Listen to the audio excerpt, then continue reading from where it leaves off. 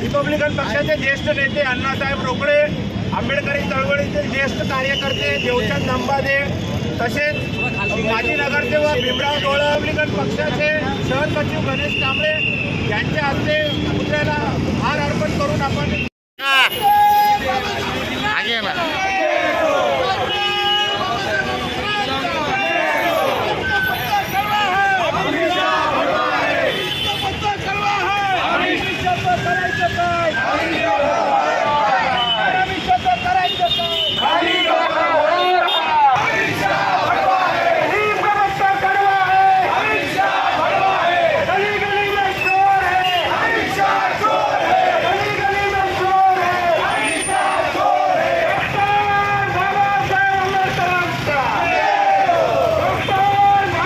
देशाच्या सर्वोच्च सभागृहामध्ये आणि देशाचे गृहमंत्री हे जबाबदार मंत्री विश्वरत्न डॉक्टर बाबासाहेब आंबेडकरांबाबत एकेरी भाषात जो शब्द प्रयोग करण्यात आला, बाबासाहेब आंबेडकरांच्या विचारावर सभागृह चालतो, संविधानाच्या अनुषंगाने सभागृह चालतं आणि संविधान निर्मात्यांच्या बाबतच असं सर्वोच्च भाषात एकेरी शब्दात शब्दप्रयोग करणे ही देशासाठी अत्यंत निंदनीय लाजस्वद गोष्ट आहे।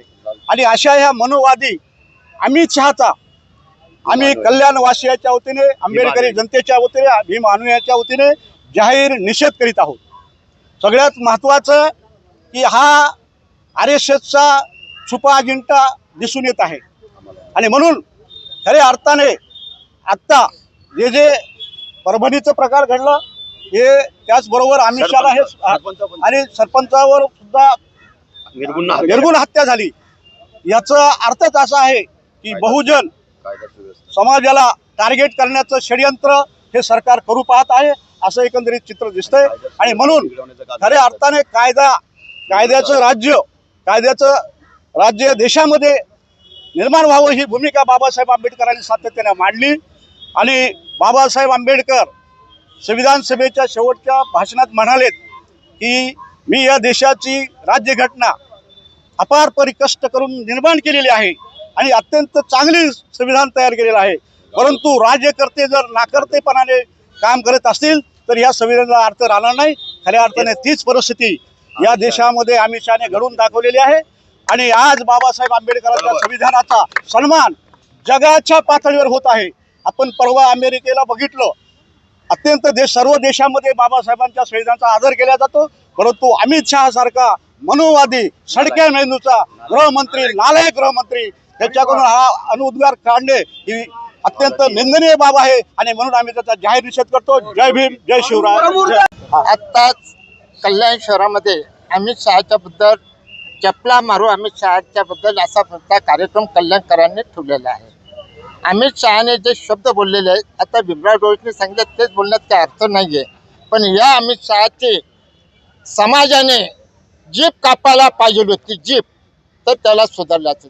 जर कल्याण डोंबिवलीमध्ये किंवा ठाणे जिल्ह्यामध्ये अमित शहा किंवा पंतप्रधानांनी जर या ठिकाणी जर प्रवेशाला कोणताही कार्यक्रम असेल तर या ठिकाणी बौद्ध समाजाच्या वतीने, बहुजन समाजाच्या वतीने, फुले आंबेडकर विचारांच्या वतीने त्यांना काळे झेंडे काढून दाखवून त्यांचा निषेध करण्यात येईल.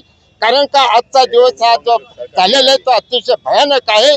आणि यापुढे अमित शहाला सुद्धा जोडे मारायचा कार्यक्रम झालेलाच आहे, तिथे त्याचा कटआउट लावलेला आहे.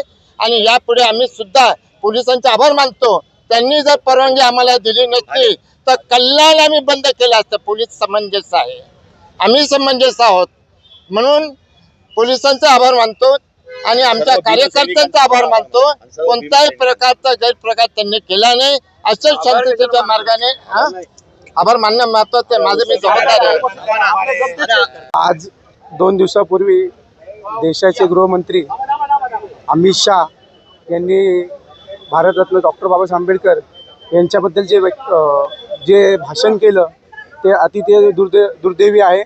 आज आम्ही इथं आंबेडकरी अनुयायी सगळे मिळून त्यांच्या विरोधात एक आंदोलन केलेलं आहे व आम्ही देशाचे गृहमंत्री यांना एक आवर्जून सांगतो, यापुढे जर बाबासाहेबांबद्दल जर असे काही वक्तव्य केलं तर आम्ही तुम्हाला त्या गादीवरनं हटवल्याशिवाय राहणार नाही. हे छत्रपतींचे राज्य आहे. बाबासाहेबांनी जे संविधान लिहिले तुम्ही त्या संविधानावर चालताय, त्यामुळे खबरदार. जर यापुढे बाबासाहेबांबद्दल असे जर वक्तव्य केले तर आम्ही शांत बसणार नाही.